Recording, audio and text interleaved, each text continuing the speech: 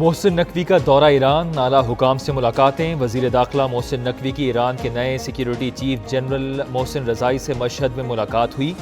محسن رضائی نے خطے میں پاکستان کے بڑھتے ہوئے کردار کا خیر مقدم کیا، کہا مسلم ممالک کے درمیان مزید اتحاد کی ضرورت ہے۔ محسن نقوی نے ایرانی قیادت کو خراج تحسین پیش کیا، پاکستان اور ایران کے درمیان مزید قریبی روابط بڑھانے پر زور دیا، کہا ایرانی اور پاکستانی عوام کے درمیان مثالی یکجہتی موجود ہے۔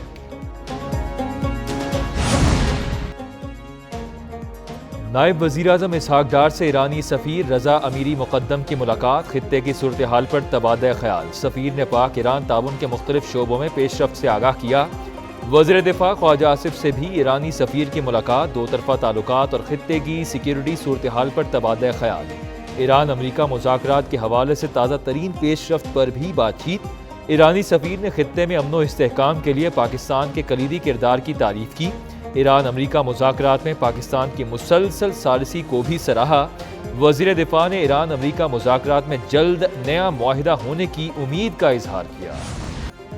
امریکہ ایران جنگ بندی میں توسیع کا دعویٰ، ایرانی ذرائع کی تردید۔ ترک خبر ایجنسی کے مطابق امریکہ اور ایران نے 60 روزہ جنگ بندی میں توسیع پر اتفاق کر دیا۔ جنگ بندی کی مدت 17 اگست کو ختم ہو رہی ہے۔ فریقین نے ثالثوں کو جنگ بندی میں توسیع پر رضامندی سے آگاہ کر دیا۔ جنگ بندی کی حتمی مدت طے کرنے کے لیے پیغامات کا تبادلہ جاری۔ العربیہ کے مطابق پاکستان جنگ بندی میں توسیع کی کوشش کر رہا ہے۔ پاکستان سفارتی عمل کو برقرار رکھنے کے لیے 60 روزہ مدت بڑھانے پر کام کر رہا ہے۔ امریکہ اور ایران کے درمیان زیر التوا معاملات نپٹانے کے لیے ثالثوں کو مزید وقت درکار ہے۔ پاکستانی ثالث کو 60 روزہ مدت میں توسیع کے لیے پر امید قرار دیا جا رہا ہے۔ ایرانی ذرائع نے کہا کہ جنگ بندی میں توسیع کا سوال ہی پیدا نہیں ہوتا۔ ایران اور امریکہ کے درمیان جنگ بندی میں توسیع پر کوئی بات چیت نہیں ہو رہی۔ امریکہ کا ابن ہرمز پر مکمل کنٹرول ہے، اسے قائم رکھیں گے۔ ہماری بحری ناکہ بندی کو ہر کوئی آہنی دیوار کہہ رہا ہے، ایران اس کے بارے میں کچھ نہیں کر سکتا۔ امریکی صدر ڈونلڈ ٹرمپ کہتے ہیں کہ ایران کی بحری اور فضائیہ باقی نہیں رہی، باقی ماندہ فوجیوں کو تنخواہیں نہیں مل رہی، پاسداران انقلاب تباہ ہو چکی، اس کی قیادت غیر یقینی کا شکار ہے۔ ایران تباہ ہو چکا، اس کے پاس کوئی پیسہ نہیں بچا، ان کے پاس صرف فیک نیوز اور 300% افراط زر ہے۔ ایران صرف باتیں کر سکتا ہے، عمل صفر ہے۔ پیٹرول 94 پیسے فی لیٹر سستا، ہائی سپیڈ ڈیزل 54 پیسے فی لیٹر مہنگا۔ حکومت نے پیٹرولیم مصنوعات کی قیمتوں میں رد و بدل کر دیا ہے۔ پیٹرولیم ڈویژن نے آج 13 اگست کے لیے قیمتوں کا نوٹیفیکیشن جاری کر دیا۔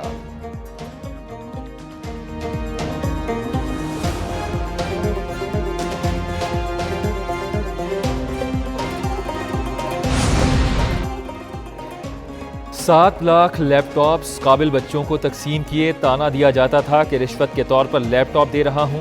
وزیر اعظم شہباز شریف کا نوجوانوں کے عالمی دن کے موقع پر تقریب سے خطاب، کہا کچھ لوگوں نے لیپ ٹاپ کو صرف ایک مشین قرار دیا، لیکن وہ اسے ایک مشن سمجھتے ہیں۔ رواں سال مزید 2,50,000 نوجوانوں کو کروم باکس دیں گے۔ دور دراز علاقوں کے غریب طلباء کو تعلیم کے میدان میں آگے لائے۔ گزشتہ سال 1,000 زرعی گریجویٹس کو تعلیم کے لیے چین بھیجا۔ رواں سال آئی ٹی اور اے آئی کی تعلیم کے لیے نوجوانوں کو چین بھجوائیں گے۔ سلیکشن میرٹ پر اور اخراجات حکومت برداشت کرے گی۔ ایجسن کے مقابلے میں دانش اسکول قائم کیے۔ دانش اسکول کا دائرہ دیگر صوبوں تک پھیلایا جا رہا ہے۔ صوبائی حکومتیں بھی دانش اسکول جیسے ادارے قائم کریں۔ وزیر اعظم نے Pakistan first national youth employment policy کا اجرا کر دیا۔ سیکیورٹی فورسز کا بلوچستان کے ضلع سوراب میں آپریشن، 18 دہشت گرد جہنم واصل، کئی زخمی۔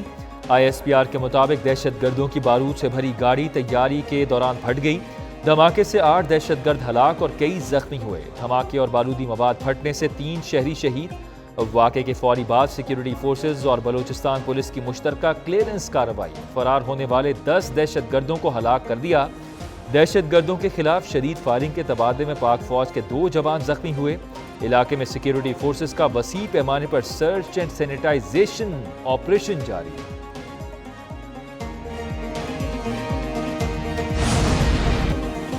پاکستان میں ٹی ٹی پی کو افغان طالبان کی حمایت کا ایک اور ثبوت سامنے آ گیا۔ افغان طالبان کی جانب سے ٹی ٹی پی کو افرادی، مالی اور اسلحہ معاونت کا انکشاف۔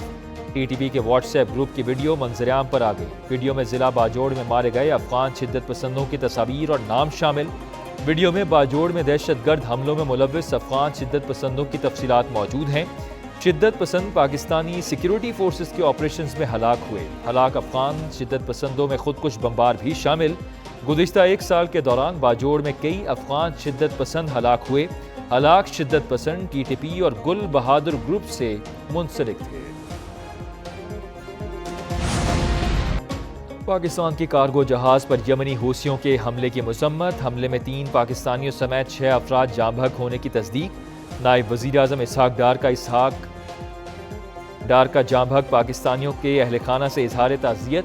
کہا کمرشل جہازوں پر حملے معصوم جانوں کو خطرے میں ڈال سکتے ہیں۔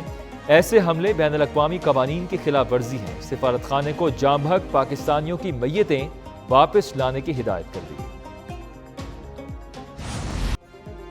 مکہ معاہدہ واضح ہے، ایک ملک پر حملہ سب پر تصور ہوگا۔ ترجمان دفتر خارجہ طاہر اندرابی کی بریفنگ۔ کہا مکہ معاہدہ دفاعی نوعیت کا ہے جس کا مقصد امن و سلامتی ہے۔ مکہ معاہدہ امن و سلامتی کے حوالے سے 3 ممالک تک محدود نہیں۔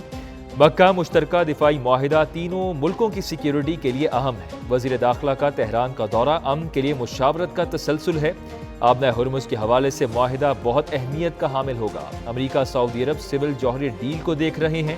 تجارتی جہازوں پر حملے اور آزادانہ بحری راستوں میں رکاوٹ ڈالنا قابل مذمت ہے۔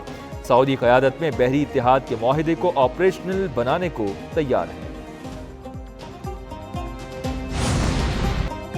جاپان کی ایران سے باب المندب میں حوثی حملے رکوانے کی اپیل۔ ایرانی صدارتی دفتر کے مطابق جاپانی وزیر اعظم نے ایران سے باب المندب میں کشیدگی کم کرانے میں کردار ادا کرنے کی درخواست کی۔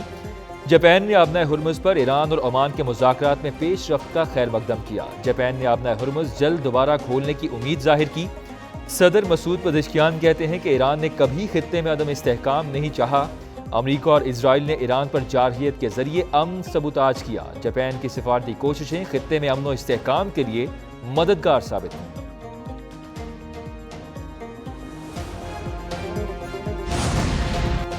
ایران کو خطرہ ہوا تو عالمی انفراسٹرکچر بھی خطرے میں پڑ سکتا ہے۔ ترجمان پاسداران انقلاب بریگیڈیئر جنرل محبی نے کہا کہ اب ایک بھی امریکی بحری جہاز خلیج فارس میں موجود نہیں۔ ایران جنگ کے وقت امریکہ کے 30 سے 40 جنگی جہاز خلیج میں تھے۔ جنرل رضا نقوی نے کہا کہ جنگ کے آخری دن تک ایران کے راکٹ داغے جاتے رہیں گے۔ اگر ایران کے میزائل ختم بھی ہو گئے تو امریکہ کے لیے مزید خطرناک ہوں گے۔ امریکہ کے دنیا بھر میں مفادات کو نشانہ بنایا جا سکتا ہے۔ جنگ طویل کر کے بھی دشمن کو نقصان پہنچایا جا سکتا ہے۔ ایران پر حملہ کرنے والے ہر فریق کو قیمت چکانے کا یقین ہونا چاہیے۔ جنرل اکبر جاویدان نے کہا کہ امریکی زمینی حملے کی باتیں محض وہم ہیں۔ ایران کی تمام سرحدیں محفوظ ہیں۔